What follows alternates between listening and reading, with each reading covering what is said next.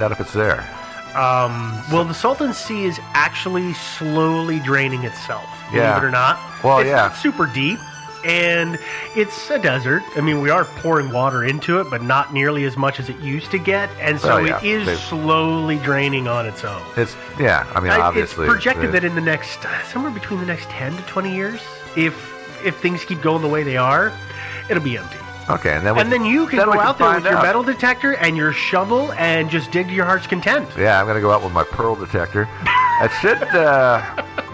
shouldn't be too hard to find, really. Okay. I'm just shocked that nobody's found it on Google Earth yet. Oh, like that guy that drove his car into the lake recently? Yeah. Or several years ago that they found recently? Yeah. Seems like a big thing. You would have found it. Well, but the problem is that, I shouldn't say the problem. Conveniently, it's believed to be in the area that is now underwater. So if it's underwater, under sand, Google Earth still couldn't find it. All right, that's fair. Yeah. There are some limitations. There right. are. Okay. Well, this was an easy one, so let's get into our theories, because that's really, I mean, we could go on and on about the different stories and flesh them out, but really it all kind of comes down to what we've talked about so far. Okay. 3 theories. The first of which is that it's real. Yes. It's totally real. Okay. And it could be totally real for the reason that we talked about earlier, where the Colorado is flooding and it's pouring a bunch of water into the area and filling up that inland sea, or that big lake that then, because of the tidal bores, becomes a bit of connected to the sea. It's not actually an inland sea. It could be real. And as Joe talked about, and we've been talking about, we know that there were Europeans, whether they were Spanish or Vikings. The Vikings, Are the yeah. Vikings technically European? Oh, yeah. Are they? No, Okay. they're Europeans, yeah. So Europeans are just all over the area. So technically it could have happened, though it's really kind of hard to believe. But Yeah, a little bit. Although, again, it doesn't have to be a galleon. There could be a boat of some kind. and that's the one thing, is that it always says it's a galleon, but it could have been a smaller ship. I mean, Yeah. like I talked about, Toubre, he had 3 ships with him. One of them might have been the small one that was the Scout, and he left the galleon in the Gulf and took the little one up, and that's the one that got stranded. It's kind of like Columbus, His 3 ships weren't the same size. Nope. There was big, medium, and small. And, yeah. Like cups of coffee. Okay, we're going to go on to theory number 2. This one I love, which is that it's sort of kind of real. Okay. Okay, this is hilarious. I love that people do this kind of crap. It's 1862, and there are a couple of people who decide they want to travel around the desert, and the best way they decide to do it is to build a skiff and put it on wheels. So this is a ship with sails that then has wheels attached to it. That makes sense. And No, it they are does. driving across the desert in it. No, it does, actually. People actually do that. If you go out to, I go out to the Alvord Desert occasionally, which is a dry lake bed. And in the summertime, when it's not raining, it's nice and dry and hard. And there are people I've seen with my own eyes who build these things. They're basically windsurfers. Windsurfing board is what I was getting at. Yeah, and they sit in them, and they've got a mast and a sail, and they just speed around the desert in these things. It's very cool. Well, these guys evidently weren't very good at driving theirs. Yeah. Because they drove it into a low point in the desert. Which was kind of moist, and they just got stuck. No, it wasn't even moist. It was just a low point, and it got stuck. They couldn't get it back out. Oopsie. It was heavy. I mean, they're building it out of lumber. It's not like you can just drag that thing around. But they are saying that is the sails and the mast of that are what people were seeing in the 1800s and claiming it was this galleon. It of would pearls. also explain the ghost ship theory.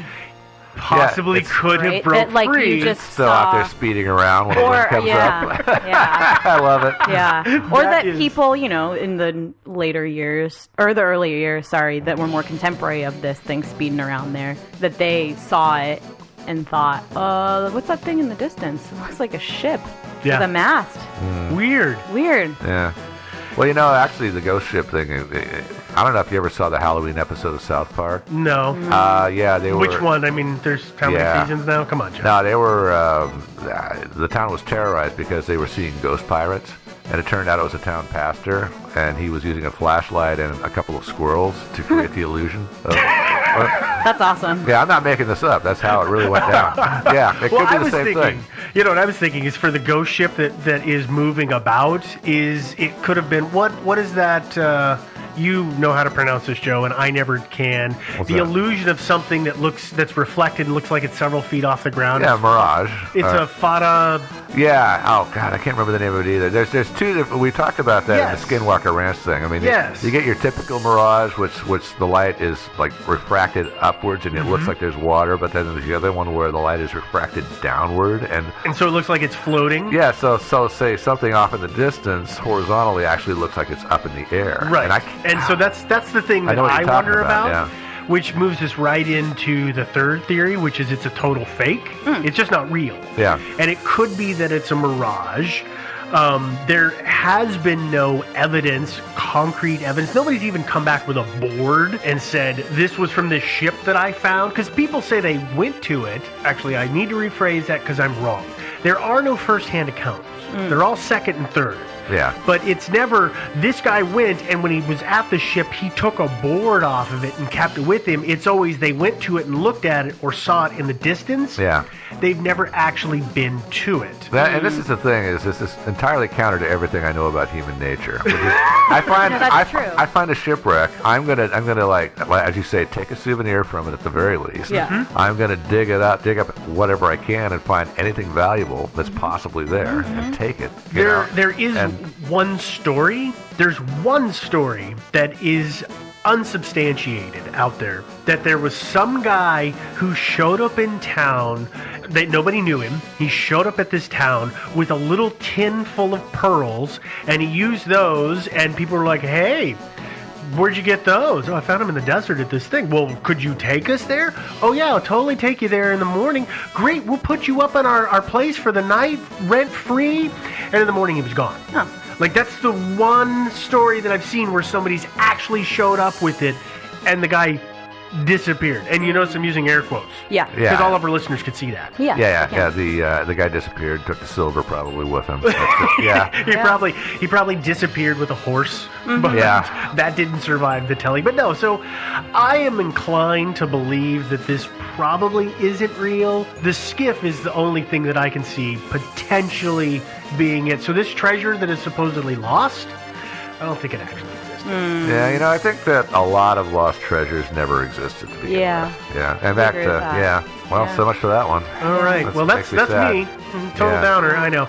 Except for I really want to now. I want to do one of those desert windsurfing board things. No, that looks like a lot of fun. It does, but it would probably hurt more when you fell off of it than if you fell off a windsurfing board because you'd fall in the water. Yeah. Okay, yes. So talking about fake, maybe fake, kind of fake. No, it's for real. This is real. We can talk about mine if you guys want. Let's hear about it. Yeah. Let's do it. What is it? So we're going to talk about the mystery of Poverty Island. I love the name. The Poverty Island Lost Treasure is what they call it. And Yeah. where's Poverty Island? Poverty Island is in Lake Michigan. Okay, that's Yeah. right. That's right. Yeah. I couldn't Yeah. remember which lake it was in. Yeah, I've always actually found this one kind of fascinating, and I like the name too. Poverty Did Island. I mention I like the name? Yeah, I like. Yeah. Yeah, it's You cool. really I like think the name. it makes you think that there was an orphanage on the island at one time. You know, It's yeah, I don't- not. It's real. It's a really it's small itty-bitty, island, I know. Yeah. yeah. There's a lighthouse though. There is. Oh, cool. I've always wondered why somebody named it Poverty Island. I mean, I don't have a problem with it, but No. it's kind of a strange name. Yeah, I don't. I think I read about it, but I don't remember why. I'm sorry. everyone. Yeah, I- That's okay. It's not really I probably read pertinent it to too, the and I don't story. remember either, so. You Yeah. know, actually, we prefer to not answer every question. That gives our listeners the opportunity to go research Yeah, it for so themselves they can and find feel like out, they're part and then of it. send us an email. Yeah, yeah. By all means. Yeah. Okay, Yeah. so it's 1863, Okay. America, Yeah. Yeah. Civil War and all that Civil stuff. War, Yeah. kind of near the end of the Civil War. The Confederacy has decided that they need money, so they appeal to one Mr. Emperor Napoleon Bonaparte III. Of France. For some reason, I don't totally know why, but for some reason, Bonaparte totally granted them a secret shipment of gold to help them out. And I think he hated the Americans because we were loosely connected to the English. Yeah. Well, no, then he would I don't hate the know. Confederacy too. I don't know. I don't know. I mean, the French have actually been our allies for a long, A long really time. long time. Yeah. Our strongest and oldest allies. Yeah, I'm not so sure that the French were that sympathetic to the Confederacy, but I'm not either. Yeah. That's my first red flag. Yeah, that story. is kind of there. Yeah. This delivery has been estimated to be worth about $400 million in our money today, 2015 money. Okay. It turns out it's really hard to do backwards calculations on what it would have been at that point. The value of. Yeah. So I don't know, but it's a lot of money. That's a lot of money. Yeah. Yeah. This delivery path was headed towards Chicago via the Lake Michigan. Via the St. Lawrence River. And so they went by this strange circuitous route because they were avoiding the Union blockade, maybe? I don't know. Yeah. I think it's not really explicitly told. Yeah, why. it would just seem like... I never understood how... You know what I mean? Like, why that particular area? Yeah, I don't know. Yeah. You think it'd be easier to sail around Florida and go to, like, say, New Orleans or Yeah, something. it would be way easier. But I don't know. They came through the north, I guess, for reasons. Yeah. Again, reasons unknown. Another red flag, maybe? I don't know. Yeah. Yeah. Well, by this time, the Union spies had heard what was up, and they attacked this shipment near Poverty Island and sunk the ship and loot altogether, never to be seen again. End of story. Did they manage? But No, did end they of manage story. to board it? And, End of story. Yeah, really? No, I totally actually remember. understand. I thought I saw a version where it sank in a storm. No. That happened. Okay. This is what happened.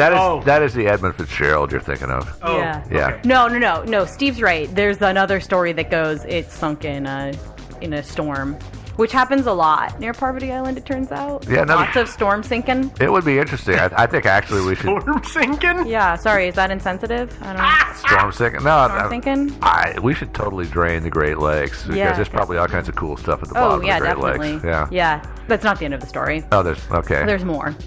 In 1929, a group of sailors were sailing on Lake Michigan, like you do, and they were pulling up their anchor, link by link on their chain, and they snagged what they reported to be trunks, 5 of them, 5 trunks on one anchor. Apparently, I don't know how that happened, but okay. Were they all tied together, maybe? Maybe? They must have been. They yeah. must have been, yeah. But the trunks were full of gold. The trunks didn't make it up because as they were pulling the trunks on board, the chain of the anchor snapped, and so the trunks were lost back to sea. Yeah. Well, And gold okay, is heavy. Well, I initially thought that it was total bunk because I thought, well, there's no way that an anchor chain could just snap. Like It that's kind of depends dumb. on how heavy duty it is. But it turns out it happens all the time. I actually read a fair amount about how ineffective anchors are just in general. Oh, yeah. And Yeah, that the but- only reason that anchors work is because of the chain attached to them. And when you're trying to haul the anchor up, there's so much weight usually that your links will expand, stretch, And snap, thank you, yeah. and snap. So apparently Yeah. it's a Well- thing, especially if it was attached to 4 trunks worth of gold, Yeah. Well. Yeah. 5 trunks worth of gold. Yeah, I tend to think that what's the word I'm thinking of here? They wouldn't have enough strength in them to pull up 5 trunks worth of gold. Yeah, it seems. No, it would be. seems Well, no, suspicious. it Yeah. may not have actually been people manually hauling the anchor up, though. Oh, that's true. It could have been I mean, a larger the ship with a anchors are hydraulic pulled up windlass. by Yeah. winches all the time. Well, that's true. Maybe that was it. Yeah. So they pulled it up enough to see close enough. They to the saw surface that it was to see that trunks, and then it, slipped through their fingers and fell and then back to the sea. Boom! It's gone again. Yeah. And then in 1933, just before storm, the son of the Poverty Island lighthouse keeper said that he observed a salvage crew make what appeared to be an exciting discovery just kind of off the coast of Poverty Island. Oh, really? So he said that they were excited, is what he said? Yeah, he said they looked excited. They looked like they were celebrating. Yeah. I remember reading the account. Yeah, and then a storm swept in and sunk that ship. Drowned them all. They were partying in the wee hours of the night. Yeah, We've got it. Except for he never said that it looked like they actually hauled stuff up. Uh-huh. So I don't know if it was on their ship or not. But actually, so that ship sank, and then in 1993, the wreckage of that salvage ship was actually found, and there was no gold there. What was the name of the ship? That's a really good question, and I haven't seen it anywhere.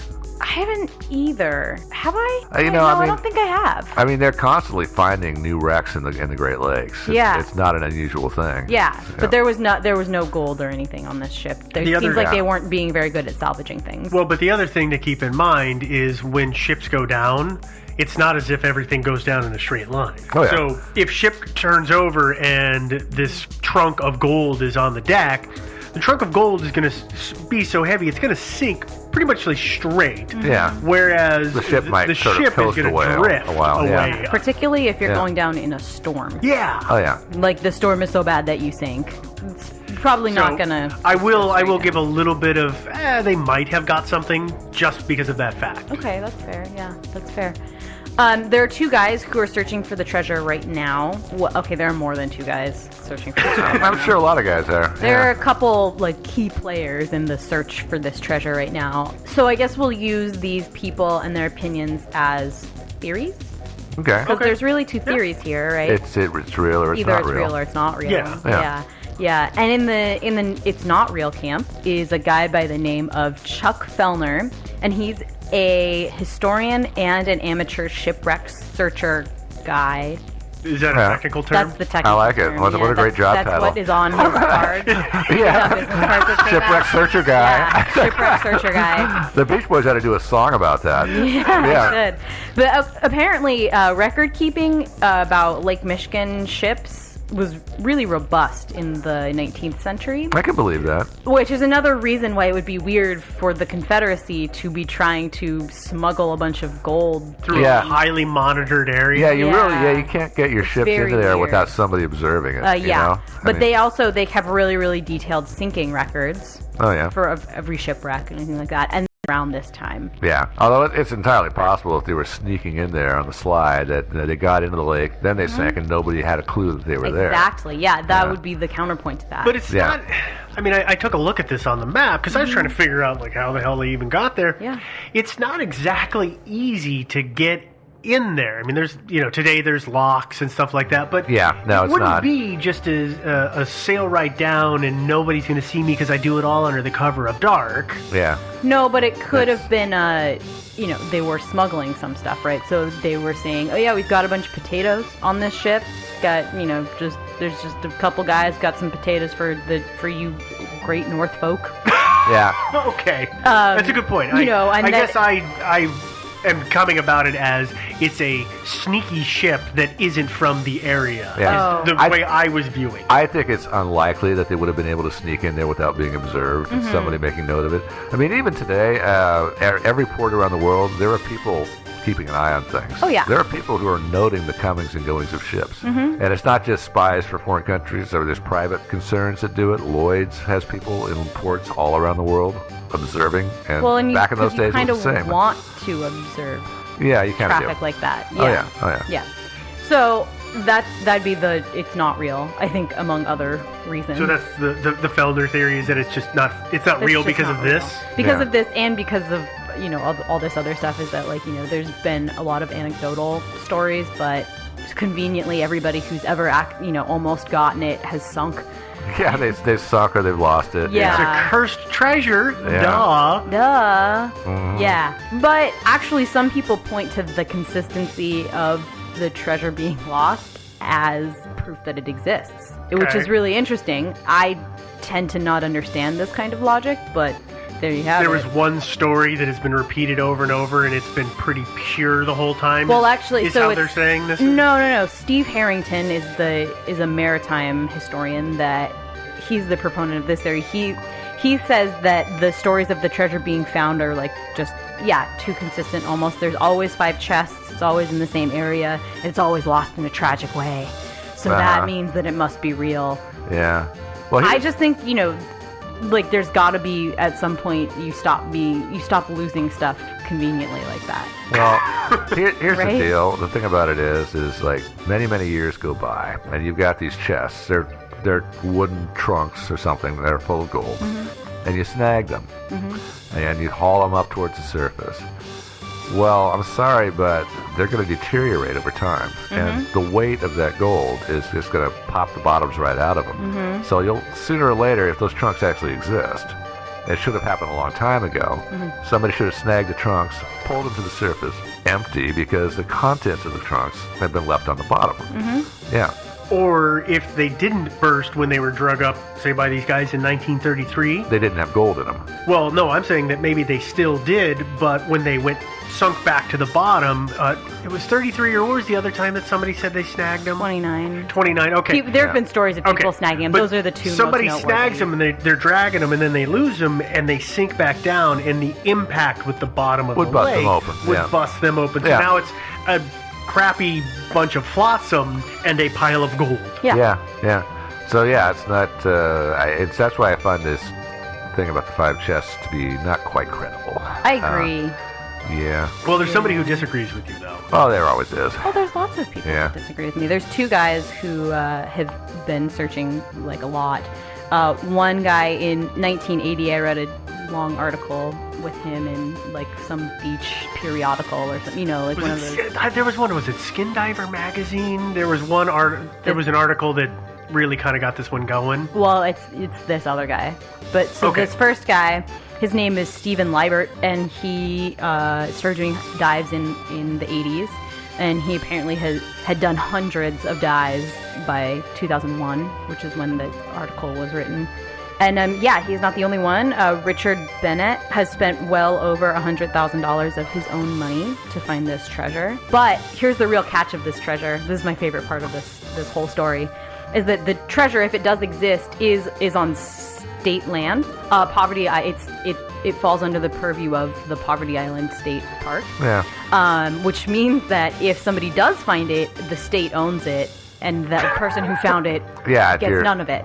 Oh, you don't even get a cut. No, you don't get a cut. You don't get no, a cut? It's not, no, it's all seized by the state because it's state property. Well, here goes and my- it's of historic value. Well, that's so much. There goes my incentive structure. Yeah, there you go. I'm not going to bother. I was all set to go out there, but no. Well, but I don't. actually remember reading something about there's cases where people have fought that rule. Yeah. and So won. the thing that happens really is that you have a bunch of money, and the state says, "Well, that's our money," and you say, "No, it's not. I have it. It's my money." And they say, "But it's our money." And you say, "All right, I'll give you 20% of this money." And they go, "Well, okay." Probably. I would. Yeah, I would bring it up, and then I would just say, "Hey, look what I found off the coast of Bermuda." Hey. Yeah, that's what Yeah. I'd be saying. Yeah, me too. Yeah. There you go. But it is, well, it would be, okay, to the credit of these, it's Liebert and Bennett, are those the 2 guys? Yeah. Okay, to their credit, the fact that they haven't found it yet is understandable, because from what I've read, the water is extremely cold and Yeah. extremely murky. Yeah, well, and there's storms there all the time. Yeah. So the bottom is constantly changing. Yeah. Now, So- I would say this is the kind of thing that you should lose remotely operated vehicles for. That's- you yeah. know, I mean, people have actually gone out and found treasure, like in the Atlantic and stuff. I mean, incredible treasures, Yeah. and almost always they're using ROV. Yeah, they've started. It's Bennett has started using a kind of remote camera. I think it's like a homemade. It looks like PVC Yeah. thing. Oh, that yeah, it was a he- big grid kind yeah, of thing. that yeah. has a camera on it that Yeah. he's using now, but still nothing. Yeah. At least that he said. I guess I wouldn't say if I found treasure like this. Yeah, that's a good point. I probably wouldn't. Yeah, actually, speaking of which, I read some years back, I read a really great book called Ship of Gold in the Deep Blue Sea. And these guys went out and actually did find a shipwreck with a fabulous amount of gold on it. And it describes how they figured out where it was, and then they home built basically their own ROV and went out and just started searching the ocean floor and the likely places, and they eventually found it. And so the whole story of how they managed to figure out how to find this thing, and then they modified their ROV to actually go inside the wreckage and pull the gold out. They Wow. didn't raise the ship. That's And- crazy. oh no, it's really interesting how they managed to do it, and the stuff that they found was just incredible, and made them all very, very rich. Well, this is why people like these guys keep doing it. Oh yeah, I mean, who doesn't want to find a shipwreck full of gold? Oh, everybody Yeah. wants to. Hell yeah! All right, well, I have a story of lost treasure of my own. What? Yeah, So he went to the dryer, and there was change in his pants when he put them in it, and now it's not there. actually, Did you it's check the lint trap? yeah, I did. It's yeah. not there. Yeah, and I went outside where the vent goes out, and they weren't there either. No, actually, no, that's just a joke. Oh. No, I'm Okay, telling the joke. story of my lost treasure is Joe's gold. Oh. Yeah, I bought a bunch of gold, No, A we can't huge keep amount. doing this. and I put it in my safe, and then I forgot the combination to the safe. Yeah. Oh, I think Okay. it's probably a Please. cipher. So some people believe that Joe's Gold exists. Other people know that it doesn't. Yeah. yeah. Yeah. All right. Let's No? be serious okay, here. let's be serious. Yeah. This is serious. I was kind of like looking around. I mean, there's so many lost treasures to choose from, and There is. I picked this one because we haven't thrown a bone to our friends down under for quite a while. And That's so, true, actually. For our Aussie friends, Yeah. we're going to talk about, you guessed it, Lassiter's Reef. Oh. Yeah, which is in Australia a pretty huge story. Mm-hmm. Yeah, It there's- is. And also not a reef. Yeah, no, it's not a reef in the sense that you think it is. Yeah. I'm not even sure why they call it a reef. It really, Yeah, the only thing, and I know if we're wrong, one person Someone will send us tell an us. email. Everybody else who was about to send the email, don't. That other person got it. Yeah, yeah, I exactly. understood it as a vein of gold, and it's a reef, almost like it's a structure of rock above ground, like a It's- reef would be underwater. It's kind of that stone structure, and it just happens to It's, be chocked full of gold. yeah, Which it's is weird. yeah. It's a reef because I've looked it up while you talked for me. Thanks for A making me reef look is like a an idiot. rock or sandbar or other feature lying beneath the surface of the water, Yeah, 30 meters or less below the water. yeah. And So this- anywho, yeah, well, in this case, it was, I guess, reminiscent of a reef, but it was a quartz ironstone formation that stuck up above the surface of the ground, but was assumed to also project quite a ways underneath the ground. Okay. Yeah, and so Harold Bell Lassiter, whose real name was Louis Lassiter, he started calling himself Harold Lassiter for some reason. Because it sounds cooler. Yeah, and there was an author named Harold Bell Wright who wrote actually a story about lost treasure, and it's believed that perhaps he renamed himself because of that. So Harold Lassiter was 17. The year was 1897. And he rode through Queensland, Australia, to go to the Western Australian goldfields to. And some say that he was actually hunting for rubies. So he's either prospecting for gold or hunting for rubies. Not really sure. He was near the East McDonnell Ranges and mountains in Australia. And he decided to travel west towards the coast and shortcutting through the desert where he became lost. And then that's when he came across this formation, the reef, which was, again, a quartz thing it wasn't solid gold. It just had some veins in it. Yeah, exactly. And there's a lot of that. The quartz formations often do have veins of gold. And he took some samples, and later on, when he got back to civilization, he had them assayed, and they came out to about 3 ounces of gold per ton, which is actually pretty good. Yeah. Yeah, good find. That's one version of the story.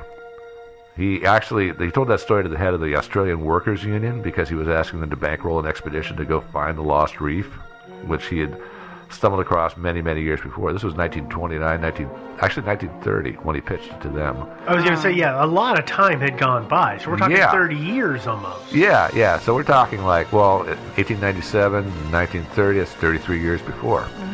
In late 1929, Lassiter wrote to an Australian government official named Albert Green telling him about finding this reef. He said he found it 18 years before, in 1911. Oh, so he was just confused. He meant to say that it was 17 years ago. Yeah. Not he was 17. Yeah, Got maybe. it. I don't know. Okay. I really don't know. But they actually took it seriously enough that the letter was referred to a guy named Herbert Gepp, who was chairman of the Development and Migration Commission, and they asked him to investigate. And Gepp and a geologist named L.K. Ward interviewed Lassiter in November 1929, and Ward, the geologist, said later that Lassiter was, quote, quite unbalanced, unquote. Yeah, doesn't mean he's lying. Well, So Gepp's report was kind of tepid about the whole thing. He said that any investigation of the reef should be regarded, quote, only in the form of a gamble, unquote. So, in other words, he didn't think it was too terribly credible. And that's why Lassiter went to the Australian Workers Union, and the Australian Workers Union, in the end, decided to bankroll an expedition to the tune of either £5,000 or £50,000, depending on who you read. Well, and I Yeah. remember reading that part of the reason that he didn't go for the gold earlier, I mean, we're talking a 30-year span, Yeah. is that there was gold that was much easier to get at. Yeah, at the exactly. time, I mean, and this- so it was, nobody was going to spend all It Yeah. was in a very accessible place. We're just going to mine it here. Thank you very much. Yeah, they were bringing a lot of gold out of the ground, and so that's one good reason. I'm not sure that he spent all those years actually prospecting or mining for gold. He did a lot of different things. He had a lot of different jobs, and so people have called him a prospector or a miner, but actually I don't know that he actually spent much of his life actually doing that stuff. Anyway, back to his story. When he talked to the Australian Workers Union, he told them the story about how he found it in 1897. But he was lost, and he was out in the desert with little food, little water, and his horses died. And he was stranded and in pretty bad shape, but luckily for him, a camel driver came by and found him and took him to a surveyor's camp. And there at the surveyor's camp, he rested and, recuperated a little bit. He met a surveyor named Joseph Harding. Eventually, 3 years later, he and Harding went back, and he was able to find the reef again, and they took a bearing on it with the sextant, apparently. But it turned out later when they got back to civilization, they found out that their watches were off by at least a couple of hours.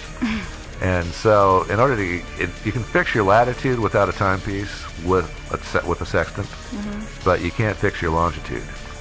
So they just had no idea. Their bearings were completely wrong. But if they knew, see, here's my question about that though. If you know your watch is 2 to 4 hours off, you can make an adjustment. You could make an adjustment, You could, and you should be able to figure out kind of the sweep of where it's at, right? Yeah. I mean, Okay. definitely. Yeah, you'll know where it is latitude-wise, and obviously, if you know my watch is exactly 2 hours off, then you should be able to get a pretty decent. Well, but as far as latitude was concerned, that bearing. The whole thing was a wash. The whole thing was useless. just Okay. Yeah. So Okay. yeah. Where was I? So there was a new expedition to Lassiter's Reef, which is underwritten by the Union, starting in July 1930. It was 2 trucks and also had an airplane for. Which is pretty cool. Yeah. It is pretty cool, although the airplane actually turned out to be really actually worse than useless. It wasted a lot of time. I mean, it was supposed to be used for reconnaissance and all that stuff, but between the plane crashing and the plane breaking, and it just, at one point it left the pilot stranded in the wilderness for a couple of weeks before he was found. Wow. Yeah, the airplane was actually just a complete pain, and they set up July 21st, 1930. They all traveled westward to reach a standing. What they were going to do was find a suitable staging area, create a landing strip, and then the pilot was going to go back in a truck with another guy and get the airplane and bring it forward, and then the other guy was going to bring a bunch of supplies back in the truck. And that was Alice Springs, by the way. Did I mention it was all out of Alice Springs? No. Yeah. The pilot would go back to Alice Springs and get the aircraft. And the overarching theme of this expedition was, quote, and then they went back to Alice Springs. Because that's what they did over and over and over again. It's like, oh, everything's gone all to hell. Let's go back to Alice Springs and regroup. Long story short, the other people of the expedition found that Lassiter was evasive. He really wouldn't say anything about where the treasure was. At one point he said, gee, if I tell you where the treasure is, you won't need me anymore. But he wouldn't tell them, he wouldn't actually say where give them any reliable information to try to lead them to where the reef was. Eventually, other members of the expedition came to believe, number one, that he was crazy. Number two, that he was not being honest. Yeah, and there was a big fallout over the whole thing. And eventually he was ditched, and he went off with one other guy. A dingo hunter, I think is what they called a dingo him? hunter. Yeah, I went up with him and some camels, I think, and looking for it. And eventually those two fell out because Lassiter basically said, "Hey, I went off wandering and I found it." And the guy's, "Great, let's go look at it." He's like, "Oh, I'm not telling you where it is." And so the guy's like, and so there was a fight over that. And didn't he say he brought back some rocks that he said were from it? Yeah. But he wouldn't show them to him either. Yeah, exactly. Yeah. This guy. Yeah, Lassiter, I know. And it ended kind of tragically for Lassiter. He wound up alone with a couple of camels. It was a in the dingo desert. hunter left it. Yeah, and he went off alone, and eventually his camels bolted, and he was left stranded with very little food or water. And Sounds he was familiar. Yeah, he was in a bad way. Luckily for him, he was befriended by some local Aborigines who helped him out, but apparently didn't help him out quite enough because eventually he did die anyway.